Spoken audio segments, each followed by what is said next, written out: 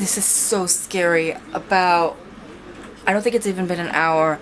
They shot 50 rockets at once, all in one direction, 10 of them at least targeted and hitting in Beersheba. A house was hit, a sports center was hit. At the same time, 2 people were injured critically in what's called the Shkol. They were rushed to the hospital in critical condition. Just now, there was a bunch of, because I listen to the radio and they have these alerts. They say the name of the area where it's hitting. They say they say code red, and they say like Ashdod. So code red Ashdod, and it interrupts the immediate broadcast. So I know that Ashdod just currently had a bunch. Oh God, my arm is hurting. Just had like 6 or 7 alerts or even more at once, and I hear I'm grateful for God, because and I'm grateful for people who were smart enough to put together this system. In previous operations or previous attacks, when the Hamas attacked,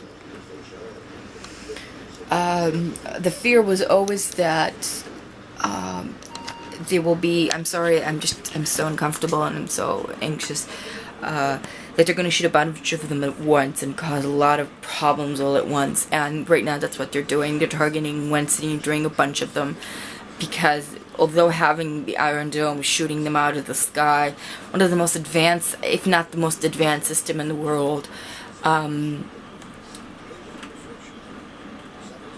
think to some extent I'm starting to get very anxious, because being in this environment and being in this situation for many years now, since 2008, and we're in 2014, and running for cover and thinking about all the terror. What terror does is, it strikes fear. That's like one of the most basic things about terror. And I really want to go feed. I have a street cat that I take care of, but I'm so frightened to go outside. Those rockets kill, and the only reason why they haven't killed as much as the Palestinian, the Hamas. I'm not going to say Palestinians, because I don't believe all Palestinians are bad or all of them are shooting. I believe Hamas is the root of all evil. But the reason it's not killing as much as Hamas would want is because we spent tons of money on bomb shelters.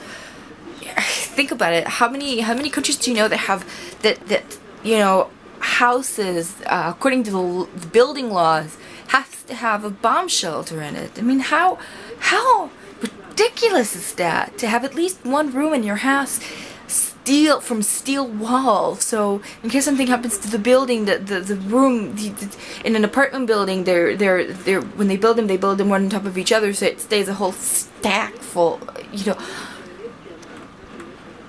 I'm getting a little bit antsy. I don't want there to be a ground action. I really hope there won't be. That will just be terrible. And the option of going into the Gaza Strip right now that they're talking about is, if we do go in and we do want to eliminate all the rockets and all the Hamas, basically, we'll be spending at least a year in the Gaza Strip. And no, that's this.